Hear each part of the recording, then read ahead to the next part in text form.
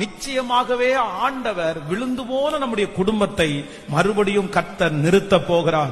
விழுந்து போன வருமானத்தை ஆண்டவர் மறுபடியும் நமக்கு தருவேன் என்று கர்த்தர் வாக்கு கொடுக்கிறார். விழுந்து போன சரீர சுகத்தை ஆண்டவர் நமக்கு தருவேன் என்று கர்த்தர் வாக்கு கொடுக்கிறார். யாரெல்லாம் தங்களுடைய வாழ்க்கையிலே திரும்பி இனி நான் அந்த மாதிரி ஒரு சந்தோஷத்தை நான் பார்ப்பேனா, மறுபடியும் என் வாழ்க்கை இப்படி கட்டப்படுமா, மறுபடியும் அந்த காரியத்தை என் குடும்பமா செய்ய முடியுமா, நீங்கள் எந்த காரியத்தை குறித்து கலங்கி போயிருக்கிறீர்களோ, இது மனுஷனுடைய வார்த்தை அல்ல, இது கர்த்தருடைய வார்த்தை சொல்லுது. இல்ல, விழுந்து போன அந்த காரியத்தை நான் உனக்கு திரும்பவும் அதை சரி பண்ணி பாழா போனதை சீர்படுத்தி திறப்புகளை அடைச்சு பூர்வ நாளிலே இருந்தது போல அந்த சந்தோஷத்தை அந்த மகிமைய மறுபடியும் தருவேன் என்று கர்த்தராகிய ஆண்டவர் வாக்கு கொடுக்கிறார்.